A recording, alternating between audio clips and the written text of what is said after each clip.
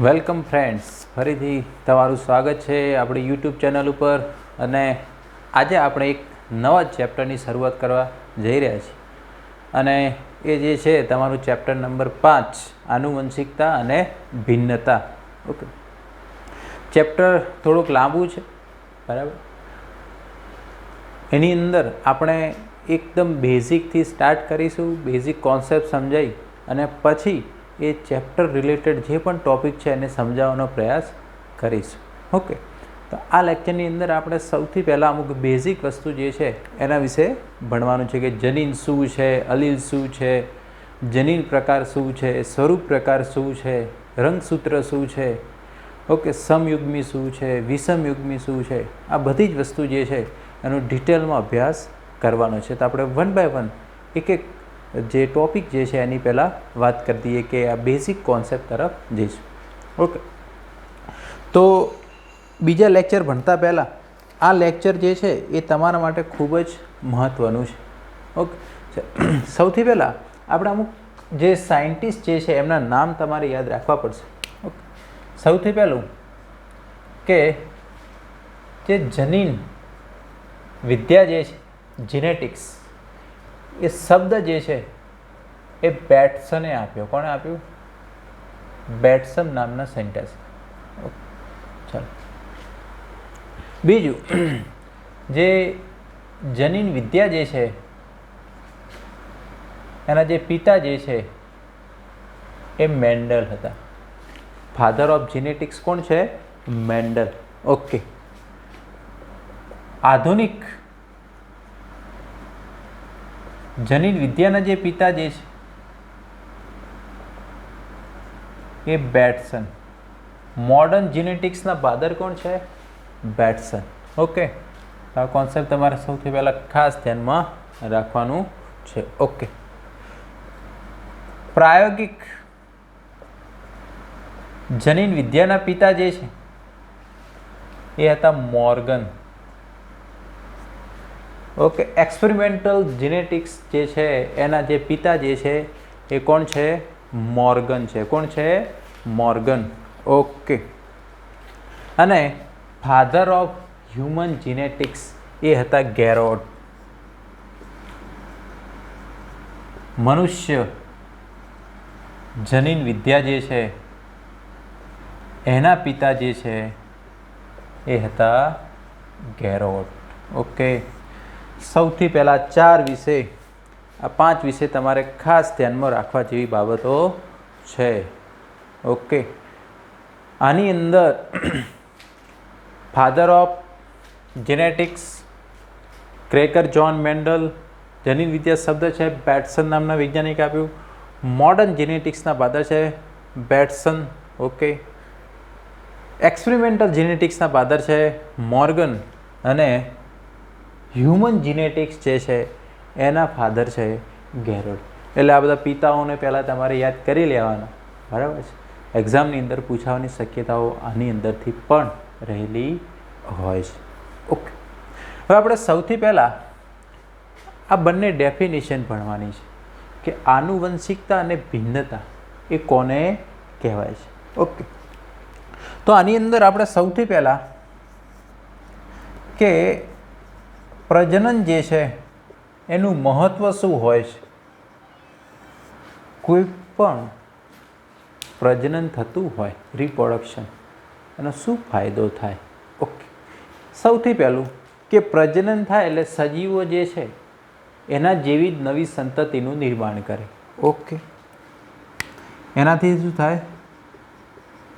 સંતતિનું નિર્માણ થાય. ઓકે, ચાલો, હવે સંતતિનું નિર્માણ. હવે તમે જુઓ, ધારો કે આપણે નોર્મલ કેટલા લેવલ સુધી વિચારી છે પ્રજનન, કે પ્રજનન એટલે કે આપણે આપણું ખાનદાન આગળ વધારવું, એવું જ વિચારો છો. ઓકે, આપણી સંતતિઓ, આપણું ખાનદાન જે છે આગળ. પણ તમારે તમારા ખાનદાન વિશે ના વિચારો, એક જનરલ વિચારો. ઓકે, કે હ્યુમન રિપ્રોડક્શનની વાત કરો. ઓકે, ફોર એક્ઝામ્પલ એવું કહેવામાં આવે કે આજથી જ જે છે પ્રજનનની પ્રક્રિયા જે છે નવી સંતતિના નિર્માણ જે છે એ સ્ટોપ કરી દેવામાં આવે તો તમે વિચારી શકો છો આજથી 60-70 વર્ષ પછી કદાચ જે છે એ મનુષ્ય જે છે એની જાતિ જોવા મળે નહીં, એવું બની શકે છે, અથવા વર્ષો પછી ના જોવા મળે. તો એ સંતતિ જે છે કે પોતાની સંતતિનું અસ્તિત્વ ટકાવી રાખવા માટે, દુનિયામાં પોતાની જે જાતિ છે એનું અસ્તિત્વ ટકાવી રાખવા માટે આ પ્રજનન પ્રક્રિયા થતી હોય છે. ઓકે, અને એ ખૂબ જ અગત્યની વાત છે. ઓકે, હવે જ્યારે પ્રજનન કોના વચ્ચે થાય તો પ્રજનન હંમેશા એક જ પ્રકારની જાતિઓ વચ્ચે થાય, અલગ અલગ પ્રકારની જાતિઓ વચ્ચે ના થાય. એ પણ તમારે ખાસ ધ્યાનમાં રાખવા જેવી વાત છે. ઓકે, એટલે જ્યારે પણ પ્રજનન થાય એટલે સજીવો જે છે તેના જેવા જ નવા સજીવનું નિર્માણ કરે. સજીવો જે છે તેના જેવા જ નવા સજીવનું નિર્માણ કરે. મરઘી છે તો એ મરઘીને જ એ જન્મ આપશે, કૂતરો છે તો એ કૂતરાને જ જન્મ આપશે, મનુષ્ય છે તો એ મનુષ્યને જ જન્મ આપશે, હાથી છે તો હાથીને જ. કોઈ એવું વિચારે કે ભાઈ અત્યારે કે આ જાતિ લુપ્ત થઈ રહી છે, ચલો હું એને પ્રોડ્યુસ કરી દઉં, એવું ના થાય. ઓકે, તો પછી કોઈ મતલબ જ નથી. એના જેવી જ સંતતિનું નિર્માણ કરી શકે છે. ઓકે, કે ભાઈ આ જાતિ ઘટી રહી છે, મનુષ્ય એવું વિચારે કે ચાલો ને હું આ સંતતિનું નિર્માણ કરી દઉં, જરાય એવું ચાલે નહીં. તો આ છે પ્રજનનનું મહત્ત્વ. શું છે? પ્રજનનનું મહત્ત્વ. ઓકે, આની અંદર આપણે એક કોન્સેપ્ટ છે લિંગી પ્રજનન. શું છે? લિંગી પ્રજનન. ઓકે, હવે જ્યારે આપણે અત્યારે દ્વિકીય સજીવોની વાત કરવાની છે, ધારો કે કોઈ પણ દ્વિકીય સજીવ છે. કેવો સજીવ છે? દ્વિકીય, ડિપ્લોઇડ ઓર્ગેનિઝમ છે. તો કોઈ પણ, ધારો કે આપણી જ વાત કરી લઈએ. હવે આપણી અંદર ડિપ્લોઇડ એટલે કે આપણી અંદર જે પણ રંગસૂત્રો છે, બરાબર? ઓકે, હવે આપણી અંદર રંગસૂત્રની ચાલો વાત કરીએ કે આપણી અંદર જેટલા પણ જનીનો છે એ જોડીમાં હશે. કેવા હશે? જોડીમાં હશે. તો જે પણ જનીનો આપણી જોડે છે એમાંથી એક કોપી એ આપણા પિતામાંથી આવેલી છે, એક કોપી આપણા માતામાંથી આવેલી છે. ઓકે, ધારો કે આપણું આ પહેલા નંબરનું રંગસૂત્ર છે. કયા નંબરનું રંગસૂત્ર? પહેલા નંબરનું. એ જોડીમાં હોય. ઓકે, ધારો કે આ પહેલા નંબરની જોડ છે. ઓકે, જોડીમાંનું જે રંગસૂત્ર છે આમાંથી આ એક જે મેલ એટલે કે પિતામાંથી આવેલું હશે ને આ ફિમેલ એટલે કે માતામાંથી આવેલું હશે. ઓકે, તમને ખ્યાલ આવે છે? એટલે આની ઉપર પણ જનીનો હશે, આની ઉપર પણ જનીનો હશે. તો કોઈ પણ સજીવ જે છે એમાંથી એની એક કોપી જે છે એ પિતામાંથી આવે છે અને એની એક કોપી જનીનો જે છે એને એના માતામાંથી આવે છે. કોઈ દિવસ એવું ના બને કે બંને પિતામાંથી આવે ને બંને માતામાંથી આવે. ઓકે, એવું શક્ય છે નહીં. ઓકે, ફોર એક્ઝામ્પલ તમારા માટે ધારો કે ઊંચાઈ છે, બરાબર, એના માટેના કોઈ જનીનો છે. ફોર એક્ઝામ્પલ તમારી અંદર આ કેપિટલ ટી એ તમારી ઊંચાઈ માટેના જનીનો છે. ઓકે, તો આ બંને ટી જે છે પિતા કે માતામાંથી આવેલા હશે. એક પિતામાંથી આવેલું હશે અને એક માતામાંથી આવેલું હોઈ શકે. 100% એ રીતે છે, બરાબર છે? તો આ છે લિંગી પ્રજનન.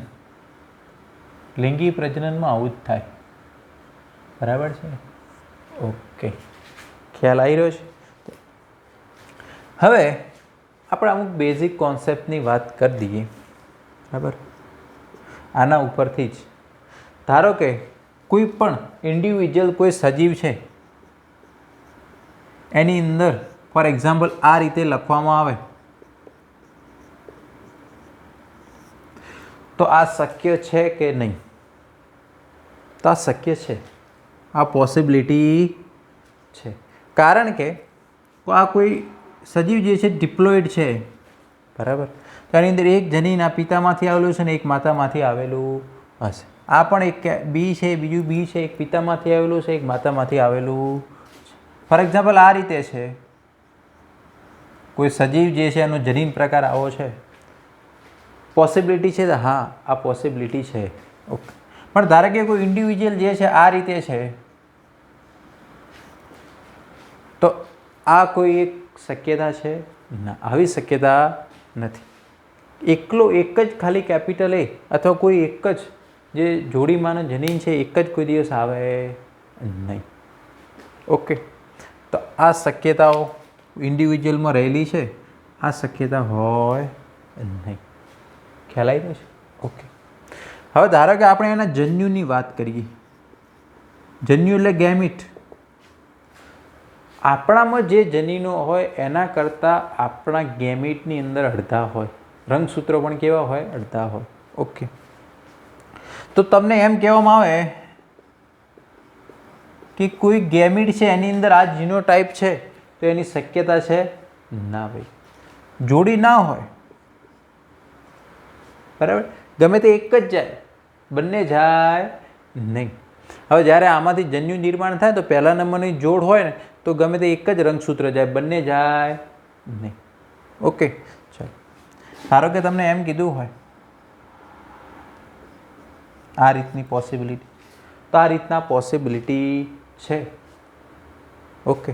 જન્યુમાં આ પોસિબિલિટી છે, કારણ કે ગમે તે એક જ આવે, બંને આવ્યા નથી. અથવા તો આ રીતની પોસિબિલિટી હોય તો પણ ચાલે, અથવા તો આ રીતે હોય, આ રીતની પોસિબિલિટી હોય તો પણ ચાલે, કશો જ વાંધો આવે નહીં. ઓકે. તો ડિફરન્ટ ફોર્મ ઓફ ધી ગેમેટની આપણે વાત કરી. તો આઈ હોપ તમને અહીંયા સુધી ખ્યાલ આવી ગયો હશે. ઓકે. ચાલો, હવે આપણે વન જીન વન કેરેક્ટરની વાત કરીએ. One gene one character most basic form કહેવાય. One gene one character. એક જનીન એક લક્ષણ.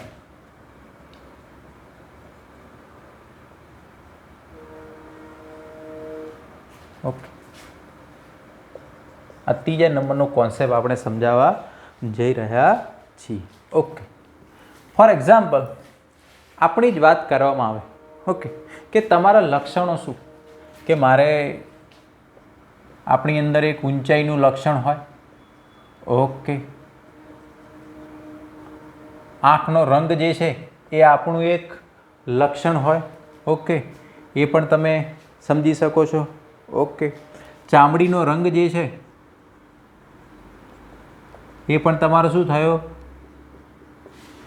એક લક્ષણ. ઓકે. તમારી બુદ્ધિ ક્ષમતા જે છે એ પણ તમારું શું થયું? એક લક્ષણ થયું. શું થયું? તમારું કેરેક્ટર કહેવાય. બરાબર. પણ આ એક સજીવના લક્ષણો તો છે, પણ એના ડિફરન્ટ ફોર્મ હશે. કે ભાઈ ઊંચાઈ છે, અમુકને પૂછવામાં કે તારી ભાઈ ઊંચાઈ, તો કે ભાઈ મારી હાઇટ જે છે વધુ છે, એટલે કે ટોલ છે, ઊંચો છે. બરાબર. અમુકને પૂછવામાં આવે કે ભાઈ તમારે હાઇટ, તો કે ભાઈ હું ડ્રાફ્ટ છું, નીચો છું. ઓકે. અને અમુક તો કે ભાઈ આપણને ઠીકઠાક છે, એટલે આપણે એને કહી દઈએ મધ્યસ્થ, કે ભાઈ આની હાઇટ એવરેજ. ઓકે. તો આ એના ટ્રેટ કહેવાય. આ એના શું કહેવાય? ટ્રેટ. બરાબર. ધારો કે ભાઈ આંખનો રંગ, તો કે ભાઈ બ્લેક રંગ છે, બ્લુ રંગ છે, બ્રાઉન રંગ છે. તો આ ડિફરન્ટ ફોર્મ થયા. બરાબર. આ એના ટ્રેટ થાય. ઓકે. કે ભાઈ ચામડીનો રંગ, તો કે ભાઈ બ્લેક છે. ઓકે. તો કે વ્હાઈટ છે. આ ડિફરન્ટ ફોર્મ થાય. એવી રીતના બુદ્ધિ ક્ષમતા, તો કે ભાઈ એકદમ હાઈ ઇન્ટેલિજન્ટ પણ હોય, એક મીડિયમ પણ હોય અને લો ઇન્ટેલિજન્ટ પણ. એટલે એકદમ હાઈ ઇન્ટેલિજન્ટ પણ હોય, અમુક લો ઇન્ટેલિજન્ટ પણ હોય. અને અમુક જે છે એવરેજ ઇન્ટેલિજન્ટ પણ હોય. ઓકે, આ જ વસ્તુને આપણે મેન્ડલના જે એક્સપેરિમેન્ટ સાથે કનેક્ટ કરીએ. ઓકે, તો મેન્ડલ જે છે જેમ કે વટાણાના છોડની ઊંચાઈને લગતો કોન્સેપ્ટ, હાઇટને લગતો લીધો કે ભાઈ અમુક છોડ ઊંચા હતા અને અમુક નીચા હતા. એ રીતના આપણે બીજા બધા કેરેક્ટરને આની સાથે લીધા. ઓકે, તો મેન્ડલે દેખો ટોટલ 7 કેરેક્ટરને ધ્યાનમાં લીધા હતા. કેટલા? 7 કેરેક્ટર. પણ એના ટ્રેટ કેટલા? 14. જેમ કે ભાઈ ઊંચાઈને લગતું હોય તો કે ઊંચો છોડ ને નીચો છોડ, તો 2 થયા. એના ટ્રેટ 2 થયા. કે ભાઈ બીજનો રંગ હોય, બરાબર, તો કે પીળું અને લીલું, તો 2 થયા. કેટલા થયા? 2 થયા. ઓકે, તો એના ટ્રેટ કેટલા થયા? 14 થયા. કેટલા થયા? 14 થયા. ઓકે, હવે આપણને જે જનીન જે છે એ ક્યાં હોય? ફોર એક્ઝામ્પલ, આ ડીએનએ છે, બરાબર છે. તમારો ડીએનએ જે છે એના ભાગ એટલે આ જનીનો છે. શું છે? જનીનો. ડીએનએનો ભાગ એટલે એને શું કહેવાય? જનીન કહેવાય. ઓકે, હવે આ જ વસ્તુ જે છે તમારા રંગસૂત્રની અંદર આવે છે. આ જ વસ્તુ શું આવે છે? તમારા ક્રોમોઝોમની અંદર પણ આ જે ડીએનએ આવે છે. તો આ જ જનીનો અહીંયા પણ હશે. ઓકે, એટલે જીન એટલે ડીએનએ જ. શું છે? ડીએનએ, બીજું કશું જ છે નહીં. ઓકે, ચાલો. ફોર એક્ઝામ્પલ કે આપણો ક્રોમોઝોમ નંબર 1 છે. કયા નંબરનો રંગસૂત્ર? 1 નંબરનો. આ એનું સેન્ટ્રોમિયર છે. જોડીમાં હોય ને? ક્યાં હોય? જોડીમાં. ઓકે, ફોર એક્ઝામ્પલ અમુક પ્રકારના જીન જે છે એ અહીંયા ગોઠવણ, ફોર એક્ઝામ્પલ અહીંયા એ હોય, બી હોય, સી હોય, ડી હોય. ઓકે, આનું જ અલ્ટરનેટિવ ફોર્મ અહીંયા પણ હોય. એ કેપિટલ એ પણ હોઈ શકે, સ્મોલ એ પણ હોઈ શકે. બી છે તો અહીંયા કેપિટલ બી પણ હોઈ શકે ને સ્મોલ બી પણ હોઈ શકે. સી છે તો અહીંયા સ્મોલ સી પણ હોઈ શકે ને કેપિટલ સી પણ હોઈ શકે. અહીંયા ડી છે તો કેપિટલ ડી પણ હોઈ શકે ને સ્મોલ ડી પણ હોઈ શકે. હવે ધારો કે આપણે જોડીમાંના જે રંગસૂત્ર હોય, ધારો કે પહેલાં એ સમજાત રંગસૂત્રો કહેવાય. શું કહેવાય? સમજાત રંગસૂત્ર. ખ્યાલ આવી? હોમોલોગસ ક્રોમોઝોમ કહેવાય. જોડીમાંના જે રંગસૂત્રો હોય, આપણે જોડીમાં જે રંગસૂત્રો હોય, એક પિતામાંથી આવેલું ને એક માતામાંથી, એક પેરેન્ટલ, એક જે મધરનું ક્રોમોઝોમ. હવે દેખો, ધારો કે આની વાત કરીએ, ફોર એક્ઝામ્પલ આપણે અહીંયા હાઇટની જ વાત કરીએ, બરાબર. ધારો કે આ કેપિટલ ટી છે, આપણે એક સિમ્પલ અહીંયા ઉદાહરણ દ્વારા સમજીએ. ધારો કે આપણી ઊંચાઈ માટેના જનીનો જે છે પહેલા નંબરના રંગસૂત્ર ઉપર અહીંયા ગોઠવાયેલા છે, બરાબર. ઓકે, ધારો કે આપણી આંખના રંગ છે એના માટેના જનીનો ધારો કે આ રીતે ગોઠવાયેલા છે. ઓકે, તો એ પહેલા નંબરના રંગસૂત્ર ઉપર છે. ઓકે, તો એ પછી તમારા પિતા હોય કે માતા, એના પહેલા નંબરના રંગસૂત્ર ઉપર જ હોય. ખ્યાલ આવી રહ્યો છે? તમારા પિતા હોય કે માતા, એના પહેલા નંબરના રંગસૂત્ર ઉપર જ હોય. એટલે જ્યારે પેરિંગ થાય એટલે એ પાસે જ ગોઠવાય, બરાબર છે. એટલે આપણે જે મેન્ડલની અંદર આપણે જે જોડીમાં હોય એવા જનીનોની વાત કરવાની છે. પછી 2 કરતાં વધારે જનીનો હોય એની વાત કરવાની નથી. અને એમાં પાછું કોન્ટ્રાસ્ટિંગ કેરેક્ટર, વિરોધાભાસી લક્ષણોને ધ્યાનમાં લેવાના છે. એના સિવાય કોઈ લક્ષણોને ધ્યાનમાં લેવાના નથી. ઓકે, ચલો. હવે દેખો, આની અંદર આપણે આ જનીનોની ગોઠવણી વિશે વાત કરવાની છે, બરાબર. હવે દરેક આની અંદર આપણે સૌથી પહેલાં જે અલીલ વિશે વાત કરી દઈએ. કોના વિશે વાત કરીએ? અલીલ.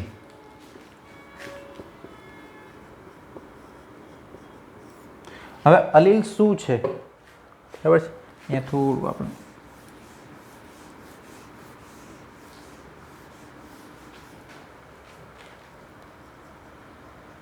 અલીલ.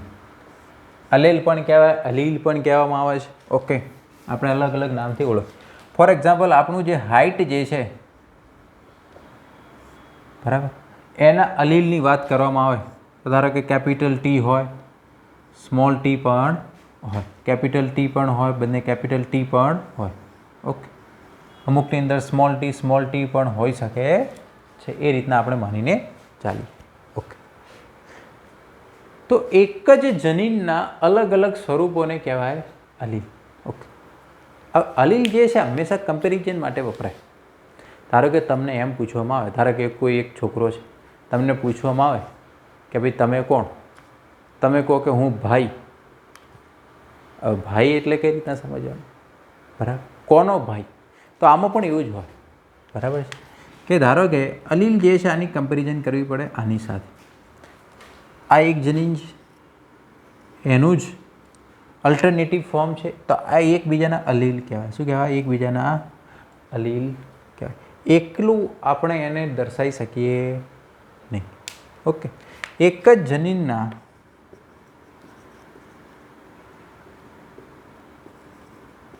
જે અલગ અલગ સ્વરૂપો છે એને કહેવાય અલીલ. એને શું કહેવામાં આવે? અલીલ તરીકે ઓળખવામાં આવશે. Different form of the same gene એને કહેવાય અલીલ. ઓકે, ધારો કે કોઈ છોકરીને પૂછો તમે કોણ? તો કે હું બેન. પણ કોની બેન? ઓકે, તો કમ્પેરિઝન કરવી પડે કે ભાઈ આ મારી ભાઈ છે, આની હું બેન છું. બરાબર, કે આની બેન છું એમ તમારે કહેવું પડે. ઓકે, તમે ડાયરેક્ટલી એમ કહી શકો. ઓકે, તો આની અંદર એવું છે કે એક જ જનીનના અલગ અલગ સ્વરૂપો છે. એક જ જનીનના અલગ અલગ સ્વરૂપો એને કહેવાય અલીલ. ઓકે, હવે આપણે અમુક કોન્સેપ્ટ જે છે એના વિશે વાત કરવાની છે. ઓકે, આપણે ધારો કે આ રંગસૂત્ર છે.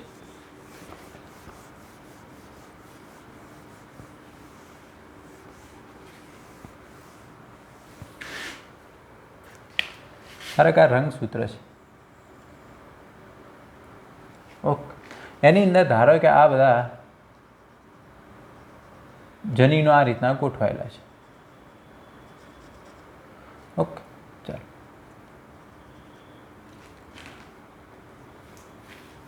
ખ્યાલ આવે છે? આ સેન્ટ્રોમિયર છે. શું છે? સેન્ટ્રોમિયર. ઓકે, હવે દરેક જનીન જે છે એનું સ્થાન ફિક્સ હોય. દરેક જનીન જે છે એનું સ્થાન ફિક્સ હોય. ફોર એક્ઝામ્પલ કે ભાઈ આપણી જે હાઇટ છે, આપણે એક એક્ઝામ્પલ તરીકે લઈએ. ધારો કે હાઇટ માટેના જનીનો પહેલા નંબરના રંગસૂત્ર ઉપર હોય, તો એ પછી પહેલા નંબરના રંગસૂત્ર ઉપર જ હોય, પછી બીજા ઉપર હોય નહીં. ખ્યાલ આવી રહ્યો છે? ઓકે, તો દરેક જનીન જે છે એનું સ્થાન ફિક્સ હોય. બરાબર. ઓકે, હવે એનું જે સ્થાન હોય એને લોકસ કહેવાય. એને શું કહેવાય? લોકસ. જે એનું સ્થાન છે, એની જે પ્લેસ છે, એને શું કહેવાય? લોકસ કહેવાય. એ કોઈ દિવસ બદલાય નહીં. ઓકે, હવે રંગસૂત્ર જે છે એ આ જનીનો જે છે એને લઈ જવામાં ભાગ ભજવે, એટલે એનું વેહિકલ કહેવાય. શું કહેવાય? વેહિકલ. જનીન જે લક્ષણ માટે જવાબદાર હોય છે અને એની એક નિશ્ચિત સ્થાન ઉપર એ ગોઠવાયેલા હોય. હવે દેખો, આ જનીનોની ગોઠવણી કેવી હોય? એ હંમેશા લાઇનમાં જ ગોઠવાય. ધારો કે આ એ છે, આ બી છે, આ સી છે, ડી છે, ઈ છે, ધારો કે એફ ટાઈપનો જીન છે, તો હંમેશા એ લાઇનમાં જ ગોઠવાય. કોઈ દિવસ એવું ના હોય કે એની બાજુમાં બી બેસી ગયો. બરાબર છે? તો રૂલ્સ છે કે હંમેશા એ હરોળમાં જ ગોઠવાય. બરાબર, આ રીતે નહીં કે ભાઈ આ જનીન એ છે એની બાજુમાં બી બેસી ગયો, ના. ઓકે, ચાલો. બીજું એનો કોન્સેપ્ટ એ છે કે એવું નહીં કે એક જનીન ઉપર બીજો બેસી જાય, એવું પણ ચાલે નહીં. એવું નહીં કે ભાઈ એ છે એની ઉપર બી બેસી ગયો, એટલે કે આપણે નહીં કહેતા ખોળામાં બેસી જાય એ પણ રૂલ્સ લાગુ પડે નહીં, પાછળ જ બેસવાનું, બરાબર છે, લાઇનમાં જ ગોઠવવાનું, બરાબર છે. ઓકે. તો જેમ આપણે ક્લાસમાં કેવું હોય, આજે જે બેઠા હોય એની જગ્યાએ બીજું કોઈ બેસી જાય, અહીંયા એવું હોય નહીં, બરાબર. આજુબાજુમાં બે છોકરાઓ, અહીંયા એવું હોય નહીં, પાછળ જ બેસવાનું, બરાબર છે, લાઇનમાં જ ગોઠવો. એવું નહીં કે એકના ખોળામાં બીજો બેસી જાય, એ શક્યતા પણ નહીં. આ બાબતો એકદમ સામાન્ય છે, પણ એકદમ કોન્સેપ્ટવાળી વાત અહીંયા આપણે કરી રહ્યા છીએ. ઓકે, ચલો. તો અગલ બગલમાંય નહીં, આજુબાજુમાંય નહીં, ખોળામાં નહીં બેસવાનું, બેસવાનું કઈ રીતના એકદમ લાઇનમાં જ ગોઠવવાનું, એનું જે સ્થાન હોય ત્યાં જ પાછું. ઓકે.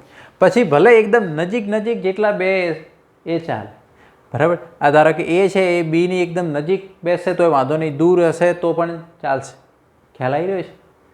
નજીક નજીક ભલે ગમે એટલા બેસે, દૂર દૂર ગમે એટલા બેસે, એનો કોઈ જ પ્રોબ્લેમ છે નહીં, પણ બેસવાનું તો લાઇનમાં જ. ઓકે. હવે આપણે દરેક જે જનીન હોય એનું એક અલ્ટરનેટિવ ફોર્મ હોય, બરાબર છે, જોડીમાં હોય, બરાબર. ધારો કે હાઇટ માટે હોય તો આપણે ધારો કે ઊંચાઈ માટે કે આપણે લખી દઈએ કેપિટલ ટી, બરાબર. ધારો કે નીચા છોડ માટે આપણે સ્મોલ ટી. પણ આપણને જનીનો કેવા મળે? જોડમાં મળે, બરાબર. ધારો કે આ રીતના મળે, ધારો કે આ રીતે મળે, અથવા તો આ રીતે પણ મળી શકે. હવે આપણે રંગસૂત્રો પણ કેવા હોય? જોડમાં હોય. કેવા હોય? જોડમાં. ધારો કે આ પહેલા નંબરની જોડનો રંગસૂત્ર છે, અહીંયા ધારો કે આ કેપિટલ ટી હોય, તો ધારો કે પહેલા નંબરની રંગસૂત્ર ઉપર અહીંયા કેપિટલ ટી આવતો હોય, તો પેલો જે રંગસૂત્ર એમાં પણ ધારો કે જે પણ એનો અલ્ટરનેટિવ ફોર્મ હશે એ એક્ઝેક્ટલી એના સામે જ આવશે, કે આજુબાજુમાં આવશે નહીં, કારણ કે રંગસૂત્ર તો આપણા જ છે, બીજા કોઈના. ઓકે. ધારો કે આપણી અંદર આપણા ઊંચાઈ માટેનું જનીન પહેલાં રંગસૂત્ર ઉપર હોય, તો આપણા માતા પિતા જે છે એની અંદર પણ ઊંચાઈ માટેનો જનીન કઈ રંગસૂત્ર ઉપર હોય? એક નંબરના રંગસૂત્ર ઉપર જ હોય, એનું ફિક્સ સ્થાન જ હોય. તો આર્યુ લોકસ કહેવાય. શું કહેવાય? લોકસ. એ ફિક્સ હોય. ધારો કે અહીંયા કોઈ આંખના કલર માટે હોય, કેપિટલ બી, સ્મોલ બી, આ એનું લોકસ કહેવાય. શું કહેવાય? લોકસ. અમુકની અંદર લોકસ બદલાય પણ ખરાય, પણ એ એડવાન્સ ટોપિક છે, એપિસ્ટેટિસ. એના વિશે પણ આપણે ધીરે ધીરે ભણશું. પણ મોસ્ટ બેઝિક ફોર્મ તમારે અલીલ છે, એના વિશે આઈ હોપ તમને ખ્યાલ આવી ગયો હશે. ઓકે, ચાલો. તો આપણે અલીલની વાત કરી, ડિફરન્ટ ફોર્મ. એક જ જનીન અલીલના એક જ લોકસ પર હોય છે, એ પણ તમારે ખાસ ધ્યાનમાં રાખવાનું. ઓકે. એટલે જનીન એ લક્ષણ દર્શાવે, અલીલ એ ટ્રેટ કહેવાય, લોકસ એ પોઝિશન કહેવાય, રંગસૂત્ર એનું વાહન તરીકે ઓળખવામાં આવે છે. ઓકે. હવે આપણે વાત કરી હ્યુમન કેરિયોટાઇપની. કેરિયોટાઇપ એટલે શું કહેવાય? રંગસૂત્રો. કેરિયોટાઇપ એટલે શું કહેવાય? રંગસૂત્રો.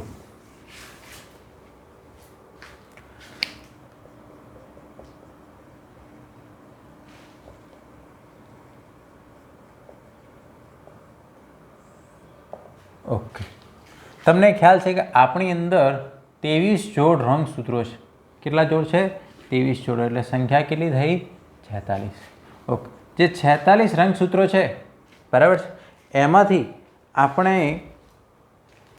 જે છે, જે સ્ત્રી જે છે એની અંદર બધા જ હોમોલોગસ ક્રોમોઝોમ છે, એક જ જેવા હોમોલોગસ ક્રોમોઝોમ. તમને ખ્યાલ હશે, સમજાત રંગસૂત્રો જોડીમાં હોય. કેવા હોય? જોડીમાં હોય છે. ઓકે. જે આપણી અંદર 23 જોડ જે છે, એમાંથી 23 રંગસૂત્રો એ આપણા પિતામાંથી આવેલા હશે, 23 રંગસૂત્રો આપણા એ માતામાંથી આવેલા હશે. ઓકે. ધારો કે પહેલા નંબરની જોડનો રંગસૂત્ર છે, બરાબર. ઓકે. તો ફોર એક્ઝામ્પલ આ પિતામાંથી આવેલું છે, તો આ માતામાંથી જ આવેલું. આ કોન્સેપ્ટ તમારે ખાસ ધ્યાનમાં રાખવાનું. ઓકે. બીજી વાત કરી દઈએ કે આની અંદર કે આપણને જે જનીનો વારસામાં મળે છે, બરાબર, જે અલીલ મળે છે એ એક જેવા પણ હોઈ શકે ને અલગ અલગ પણ હોઈ શકે છે, બરાબર. ફોર એક્ઝામ્પલ આપણે વાત કરી કે ભાઈ અહીંયા કેપિટલ ટી આવે છે, બરાબર, એક તો અહીંયા સ્મોલ ટી પણ હોઈ શકે ને કેપિટલ ટી પણ હોઈ શકે છે, ડિફરન્ટ ફોર્મમાં હોઈ શકે છે, બરાબર. પણ એવું નહીં કે એના સિવાયનું કોઈ આવશે, એ શક્ય છે નહીં. અલીલ જે છે ડિફરન્ટ ફોર્મમાં હોઈ શકે છે. ઓકે, આપણી અંદર જે 2n બરાબર જે પણ 46 છે, બરાબર, તો એની અંદર તમને ખ્યાલ હોવો જોઈએ કે આપણા જે પિતા છે એમાંથી N1 N2 N3 N4 N23, આ જે માતા છે એમાંથી પણ આપણને N1 N2 N3 N4 so on N23 એ રીતના આપણને જે છે રંગસૂત્રો જે છે એ વારસામાં મળશે. ઓકે, ખ્યાલ આવી રહ્યો છે? આપણે હજુ પણ એમાં લક્ષણની વાત કરી કે ભાઈ જે પણ રંગસૂત્ર હોય, બરાબર, ધારો કે આ પહેલા નંબરનું રંગસૂત્ર છે, ધારો કે અહીંયા ઊંચાઈ માટેનું જનીન અહીંયા ગોઠવાયેલું હોય તો સામે જે જોડીમાં સમજાત રંગસૂત્ર એમાં પણ ઊંચાઈ માટેનું જનીન અહીંયા જ ગોઠવાયેલું હોય, બીજે ક્યાંય ગોઠવાયેલું હોય નહીં, બરાબર. ધારો કે આઈ કલર માટેનું જનીન અહીંયા હોય તો સામે એનું ઓલ્ટરનેટિવ ફોર્મ છે અહીંયા જ હશે, બીજે ક્યાંય હશે એ પછી કેપિટલ બી અથવા સ્મોલ બી હોઈ શકે છે. એ પછી અહીંયા ના હોય કે અહીંયા બી ફોર્મ આવે એવું હશે. એ બાબત તમારે ખાસ ધ્યાનમાં રાખવાની છે. ઓકે, ચલો હવે આપણે જીનોટાઈપ અને ફિનોટાઈપ વિશે વાત કરવાની છે. કોના વિશે?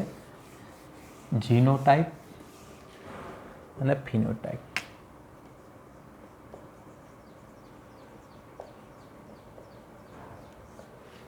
What do you mean by genotype? Okay, જનીન પ્રકાર. હવે આપણને કોઈ પણ આપણનો જીનોટાઈપ કોઈ દિવસ દેખાવાનો નથી, બરાબર. આપણને શું દેખાય? આપણો ફિનોટાઈપ દેખાય. શું દેખાવાનો? ઓકે, તો કોઈ પણ લક્ષણ જે છે એનું જે જનીનિક સ્વરૂપ હોય એ એનો જીનોટાઈપ કહેવાય. શું કહેવામાં આવે? જીનોટાઈપ. ઓકે, જે ફોર એક્ઝામ્પલ કે ઊંચાઈ માટે તો કે આ હોઈ શકે, આ પણ હોઈ શકે, અથવા તો આ પણ હોઈ શકે. એ ઊંચાઈ માટેના ડિફરન્ટ જીનોટાઈપ છે. ઓકે, જે એકબીજાના અલ્ટરનેટિવ પણ હોઈ શકે છે. હવે આપણે સીસ ફોર્મ અને ટ્રાન્સફોર્મ જોઈએ કે સીસ એરેન્જમેન્ટ કોને કહેવાય અને ટ્રાન્સ એરેન્જમેન્ટ કોને કહેવાય. ઓકે, સીસ અને ટ્રાન્સ. ઓકે, એના વિશે વાત કરીએ. ચાલો, કે ફોર એક્ઝામ્પલ આ જે રંગસૂત્ર છે સમજાત રંગસૂત્ર છે, બરાબર. આમાં ધારો કે અહીંયા કેપિટલ એ છે,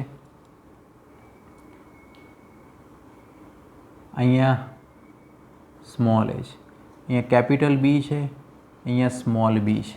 ઓકે, હવે જ્યારે બંને કેપિટલ એક જ રંગસૂત્ર ઉપર ગોઠવાયેલા હોય તો એને સીસ ફોર્મ કહેવાય. શું કહેવામાં આવે? સીસ ફોર્મ. ટ્રાન્સફોર્મ કોને કહેવામાં આવે?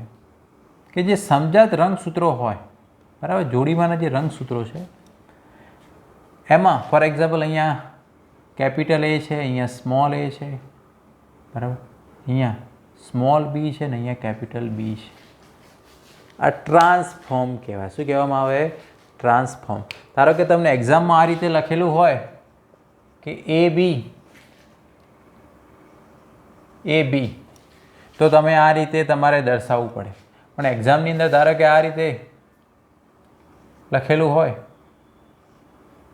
એ બી તો તમારે આ રીતે દર્શાવવું પડે. આપણે અમુક નોર્મલ એક રૂલ્સ કેવો છે કે ભાઈ ધારો કે આ કેપિટલ ટી લખતા હો તો અહીંયા પછી એનું જે અલ્ટરનેટિવ ફોર્મ આવે એ જ લખવું પડે, બરાબર છે. પછી તમે ધારો કે અહીંયા ટી લખ્યું ને પછી બી લખ્યું એ રીતના લખી શકો નહીં. પણ અહીંયા સીસ અને ટ્રાન્સફોર્મ આ રીતના તમે દેખાડી શકો છો. બંને કેપિટલ એક જ ઉપર આવેલા હોય સીસ કહેવાય, ના આવેલા હોય તો ટ્રાન્સફોર્મ કહેવાય. શું કહેવામાં આવે? ટ્રાન્સફોર્મ. ઓકે. તો આપણને કોઈ પણ જીનોટાઈપ જે છે આ રીતના અલગ અલગ હોઈ શકે છે. તો જે પણ લક્ષણ માટેનો જનીન પ્રકાર છે એને જીનોટાઈપ કહેવામાં આવે. શું કહેવામાં આવે? જીનોટાઈપ. જેમ કે ભાઈ આંખનો કલર હોય ધારો કે બ્લુ, તો ધારો કે કેપિટલ બી એ એનો જીનોટાઈપ કહેવાય. પણ જે કલર જે તમને દેખાય છે એ શું કહેવાય? એ એનો ફિનોટાઈપ કહેવામાં આવે. શું કહેવામાં આવે? ફિનોટાઈપ્સ. ઓકે, ચાલો હવે આપણે આગળ જોઈએ. હવે આપણે જોવાનું છે સમયુગ્મી કોને કહેવાય ને વિષમયુગ્મી જીનોટાઈપ કોને કહેવાય. સમયુગ્મી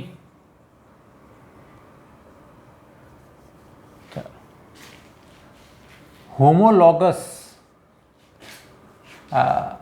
હોમોજીનસ,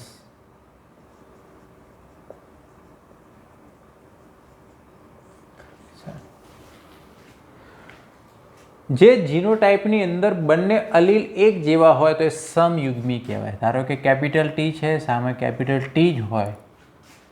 ઓકે, બંને અલીલના સ્વરૂપ એક જ જેવા હોય તો એ સમયુગ્મી. ધારો કે અહીંયા કેપિટલ ટી છે, અહીંયા સ્મોલ ટી છે, સ્મોલ ટી, તો આ સમયુગ્મી કહેવાય.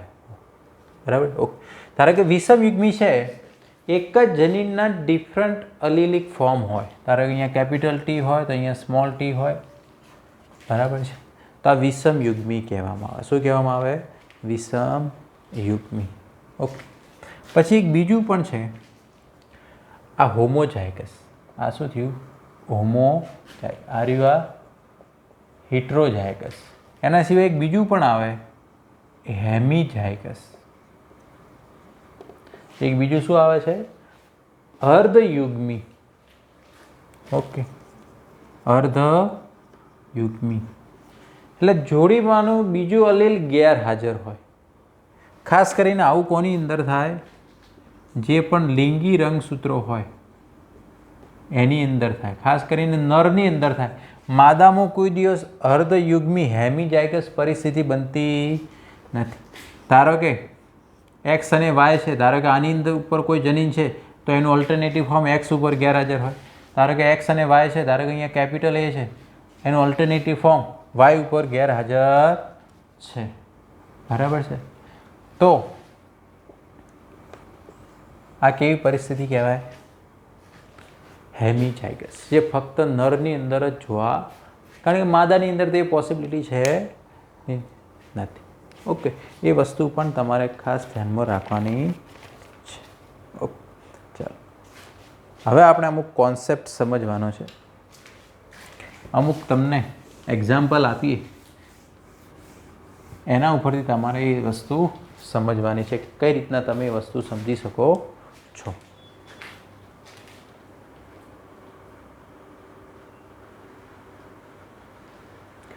ચલો હવે તમારો વારો છે જવાબ આપવાનો કે ભાઈ બે લક્ષણોને ધ્યાનમાં લેવાનો છે કે ઊંચાઈ એના જનીનો આપી દે ટી અને સ્મોલ ટી, બીજો છે આંખનો રંગ કેપિટલ બી અને સ્મોલ બી.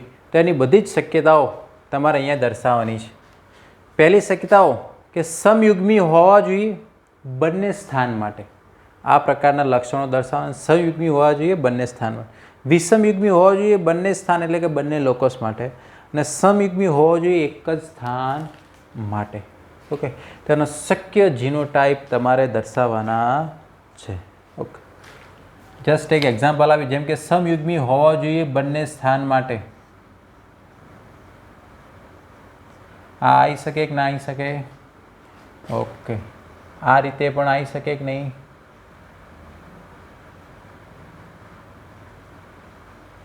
આ રીતે પણ આવી શકે કે ના આવી શકે?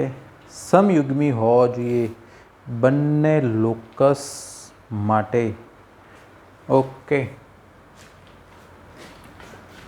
આ રીતે પણ આવી શકે કે ના આવી શકે? પછી આ રીતે પણ આવી શકે કે ના આવી શકે? દેખો, બંને લોકસની અંદર સમયુગ્મી છે. બંને લોકસની અંદર કેવા છે? સમયુગ્મી. ચલો આનો આન્સર આપો. વિષમયુગ્મી હોવો જોઈએ બંને સ્થાન માટે. એની પોસિબિલિટી કેટલી બનશે? કોમેન્ટમાં તમારો જવાબ તમે જણાવી શકો છો જલ્દી. આની અંદર શક્યતા આપણે દર્શાવી દઈએ. એક જ શક્યતા બની શકે છે જો વિષમયુગ્મીની વાત કરવામાં આવે તો. બરાબર છે. બીજી કોઈ શક્યતા અહીંયા બનતી નથી. એ વસ્તુ તમારે ધ્યાનમાં રાખવાની. ઓકે, આપણે આર્યો નિકાલ દઈશું, નહીતર તો પછી સેમ ક્રોમોઝોમ ઉપર થઈ જશે. ઓકે, સમયુગ્મી માટે એક સ્થાન માટે હોવું જોઈએ, ખાલી એક જ જગ્યાએ સમયુગ્મી હોવું જોઈએ, બીજા માટે હોવું જોઈએ નહીં. તો આ શક્યતા હોઈ શકે. પછી ધારો કે આર્યું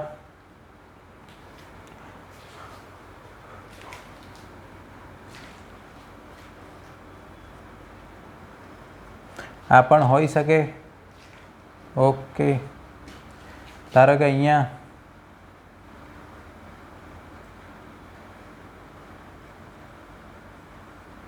આ હોઈ શકે.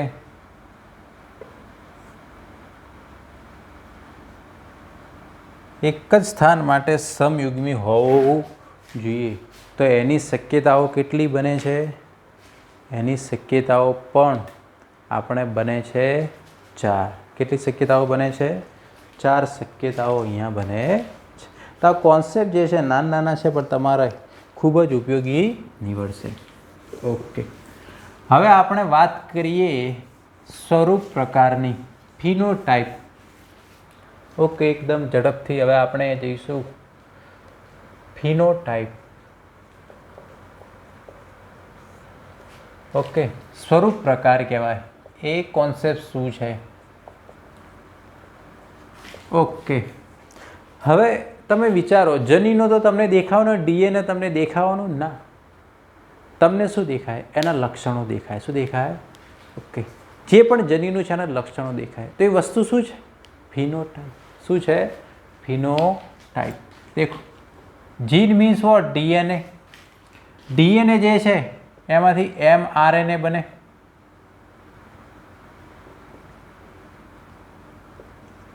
ઓકે, mRNA છે, ડીએનએમાંથી mRNA બને. mRNAમાંથી શું બને? પ્રોટીન બને. ઓકે, આને શું કહેવાય? ટ્રાન્સક્રિપ્શન. આને શું કહેવાય? ટ્રાન્સલેશન. બરાબર. આને પ્રત્યાંકન કહેવાય. આને શું કહેવાય? ભાષાંતરણ. ઓકે, તો જે પણ જનીન છે એનું જે પ્રોટીન બનાવે છે, તો ડીએનએ મીન્સ વોટ? એ એનો જીનોટાઇપ કહેવાય. શું કહેવાય? જે પણ પ્રોટીન બને છે એનું શું કહેવાય? ફિનોટાઇપ. ઓકે, જેનું સ્વરૂપ દર્શાવે. આ પ્રક્રિયા શું કહેવાય? જનીન અભિવ્યક્તિ કહેવાય. શું કહેવાય? જીન એક્સપ્રેશન કહેવાય. કે જ્યારે જનીન એક્સપ્રેસ થાય એટલે એનો જીનોટાઇપ છે એ ફિનોટાઇપની અંદર કન્વર્ટ થાય છે. જે જીનોટાઇપ છે એનો ફિનોટાઇપની અંદર કન્વર્ટ થાય છે. ઓકે, ચાલો. કોઈનું પણ ફિનોટાઇપ જે છે એ નક્કી કઈ રીતે થાય? કોઈ પણ ફિનોટાઇપ જે છે એક તો જીનોટાઇપ દ્વારા નક્કી થાય કે એનો જીનોટાઇપ કેવો છે. ધારો કે કોઈનો જીનોટાઇપ સ્મોલ ટી છે કે નહીં, એ ડ્વાર્ફ રહેશે. ધારો કે કોઈનો જીનોટાઇપ આ રીતે છે તો એ પણ ઊંચો રહેશે. ધારો કે કોઈનો જીનોટાઇપ આ છે તો એ જે છે હાઇટમાં પણ ઊંચો રહેશે. એટલે કોઈનો પણ ફિનોટાઇપ જે છે એ જીનોટાઇપ દ્વારા નક્કી થશે. એ બાબત પણ તમારે ધ્યાનમાં રાખવાની. ઓકે, બીજું નક્કી કરે પર્યાવરણીય પરિબળ.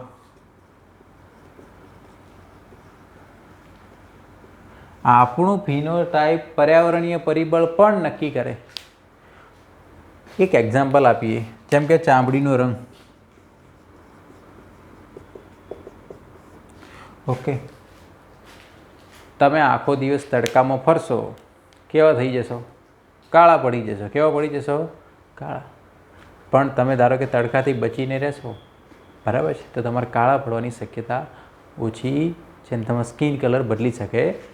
એની અંદર એક કોન્સેપ્ટ છે કે ભાઈ જ્યારે પણ જે યુવી લાઇટ પડે છે એની અંદર મેલેનિન બને છે. ઓકે, હવે મેલેનિન માટેના જીનોટાઈપ પણ જવાબદાર હોય છે, પણ એના ઉપર એન્વાયરમેન્ટ ફેક્ટર પણ અસર કરે છે મેલેનિન ફોર્મેશનની અંદર. જેવો તડકો વધારે પડશે એટલું મેલેનિન ફોર્મેશન વધારે થશે, તમે વધારે કાળા પડશો. જેટલો તડકો વધારે પડશે, ઓછો પડશે યુવી લાઇટ, એટલું જ મેલેનિનનું સિન્થેસિસ ઓછું થશે, તો તમારી ડાર્કનેસ ઓછી થતી જશે. બરાબર છે. તો આ રીતના પણ ફિનોટાઈપ ઉપર જે છે એના ઉપર એક જીનોટાઈપ દ્વારા નક્કી થાય ને બીજું પર્યાવરણીય પરિબળ દ્વારા પણ નક્કી થાય છે. એ પણ તમારે ખાસ ધ્યાનમાં રાખવાનું. ઓકે, હવે આપણે છેલ્લો ટોપિક આની અંદર પ્રભાવી કોને કહેવાય ને પ્રચ્છન્ન કોને કહેવાય. પ્રભાવી કોને કહેવાય અને પ્રચ્છન્ન કોને કહેવાય. ઓકે, પ્રભાવી એટલે એક સિમ્પલ વ્યાખ્યા આપી દઈએ કે જે અલીલ એક જ સ્થાન ઉપર આવેલા હોય ને એકની હાજરીના કારણે બીજો સપ્રેસ થઈ જાય, તો એનું શું કહેવાય? પ્રભાવીપણું કહેવાય. શું કહેવાય? પ્રભાવીપણું.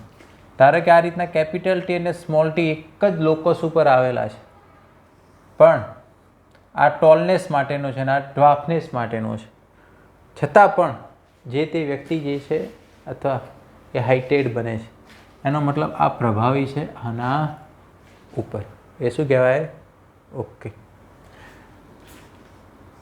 આ રીતના હોય તો પ્રભાવી જે છે સમયુગ્મી પરિસ્થિતિ. પ્રચ્છન્ન કોને કહેવાય? કે પ્રચ્છન્ન હંમેશા સમયુગ્મી પરિસ્થિતિમાં જ શક્ય છે. ધારો કે કોઈ પણ પ્રચ્છન્ન છે, એના લક્ષણો ક્યારે દેખાય? એ સમયુગ્મી પરિસ્થિતિમાં હોય ત્યારે જ દેખાય. પ્રભાવીના લક્ષણો ક્યારે દેખાઈ શકે? સમયુગ્મી પરિસ્થિતિમાં હોય તો પણ, અને વિષમયુગ્મી પરિસ્થિતિમાં હોય તો પણ એના લક્ષણો દેખાઈ શકે છે. એ તમારે ખાસ ધ્યાનમાં રાખવાનું છે. ઓકે, ચાલો બીજું સિમ્પલ. ધારો કે કોઈનો જીનોટાઈપ આ છે, કોઈનું જે સજીવ છે એનો જનીન પ્રકાર આ છે, તો સ્વાભાવિક છે એમાંથી જે જન્યુ નિર્માણ થશે એનો જનીન પ્રકાર પણ કેવો હશે? Capital T. બંને તો જવાના, તો 100% આર્યું જ રહેશે. ધારો કે કોઈનો જીનોટાઈપ આ છે, તો જ્યારે એનું જન્યુ નિર્માણ થશે તો બધા જ જન્યુ કેવા ટાઈપના બનશે? 100% આર્યા જ બનશે. પણ ધારો કે કોઈનો જીનોટાઈપ આ છે, કેપિટલ ટી સ્મોલ ટી, તો જ્યારે જન્યુ નિર્માણ થશે તો એક કેપિટલ ટી પ્રકારનો બનશે ને એક સ્મોલ ટી. તો પર્સન્ટેજ કેટલા થયા? 50-50%. કેટલા થયા? 50-50%. ઓકે, તો આ રીતનું કોમ્બિનેશન હોય, બરાબર. એટલે પિતામાંથી જે પણ જન્યુ જે છે એ 50-50% જવાની શક્યતાઓ છે. ઓકે, અહીંયા સુધી રાખીએ છીએ આપણે. બાકીના કોન્સેપ્ટ જે છે આપણે નેક્સ્ટ લેક્ચરની અંદર જોઈશું. Thank you.